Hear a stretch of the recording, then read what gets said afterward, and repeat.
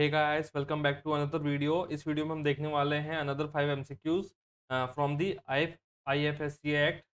तो स्टार्ट करते without wasting any time. Question number 16 इसलिए क्योंकि ऑलरेडी जो 15 क्वेश्चन है वो अपलोड कर चुका हूं मैं। Which of the following section और sections deal with the composition of IFSC A.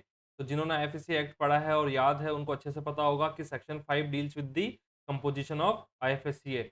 Section 4 जो है वो बेसिकली डील करता है एस्टेब्लिशमेंट से, और सेक्शन 6 जो डील करता है वो डील करता है with related to tenure of the chairperson and other members.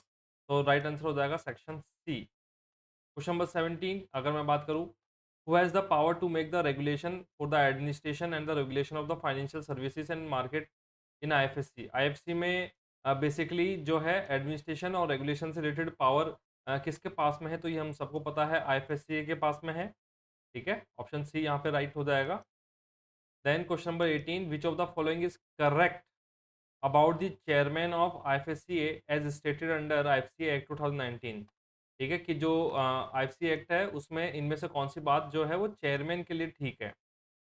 The chairperson shall hold office for the term of 5 years from the date on which he enters upon his office and shall be eligible for reappointment। ठीक है, eligible for reappointment, तो ये हमको अच्छे से पता है कि ये तो नहीं है। ठीक है, the chairperson shall hold office for a term of 5 years from, ये 5 years है, from the date on which he enters upon his office and shall not be eligible for reappointment. नहीं, एलिजिबल तो होते हैं रीअपॉइंटमेंट के लिए। The chairperson shall office for a term of 3 years। हाँ, 3 years बिल्कुल ठीक है, बट आगे देखते हैं। From the date on which he enters upon his office and shall not be eligible. नहीं नहीं नहीं, एलिजिबल होता है। ठीक है, 3 years तो यहाँ पे ठीक था, बट ये शेल नॉट एलिजिबल इन्होंने बोल दिया। The chairperson shell hold office for a term of 3 years। ठीक है, 3 years बिल्कुल ठीक है। और एलिजिबल, हाँ, यहाँ पे एलिजिबल है। ठीक है, तो ये स्टेटमेंट बिल्कुल ठीक हो जाएगा। और लास्ट में 2 years जो कि गलत है। ठीक है, तो ऑप्शन डी यहाँ पे बिल्कुल करेक्ट आंसर हो जाएगा। After that question number 19, the central government may remove from office a member. कि सेंट्रल गवर्नमेंट जो है वो किस कंडीशन पे किसी मेंबर को ऑफिस से रिमूव कर सकती है? ठीक है, तो इंसॉल्वेंट बिल्कुल ठीक है।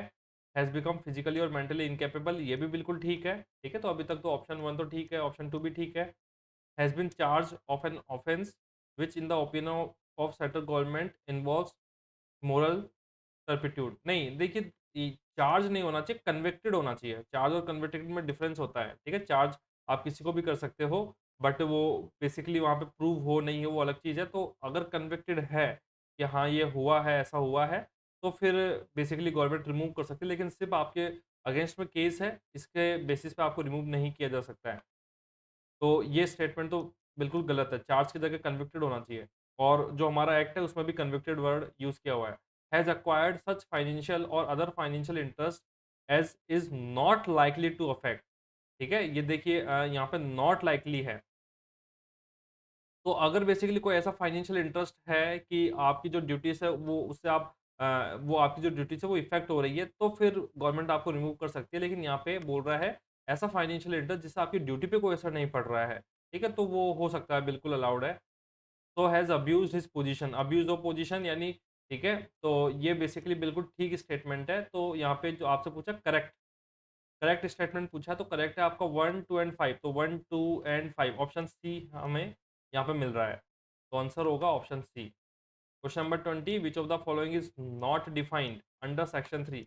देखिए सेक्शन 3, ठीक है, ये काफ़ी इंपॉर्टेंट है, मैं कई बार बोल चुका हूँ। तो यहाँ पे आपको फाइनेंशियल इंस्टीट्यूशन, फाइनेंशियल सर्विसेज और फाइनेंशियल प्रोडक्ट की डेफिनेशन अच्छे से याद रखनी है। ठीक है, बहुत सारी डेफिनेशंस आपको दे रखी हैं। तो बेसिकली इनमें से कौन सा यहाँ पे डिफाइन नहीं किया गया है? एप्रोप्रिएट रेगुलेटर हमको अच्छे से पता है किया गया है, इसमें 4 होते हैं। आप कमेंट में बताओगे कौन-कौन से एप्रोप्रिएट रेगुलेटर्स होते हैं। फॉरेन करेंसी का मीनिंग भी हमको बताया गया है। आईएफएससी का भी मीनिंग हमको बताया गया है। और आपको पता होना चाहिए इंडिया का जो फर्स्ट आईएफएससी है वो कहाँ पे है? गिफ्ट सिटी में, जिसके ऊपर एमसीक्यू सीरीज भी हमारी जल्दी आने वाली है।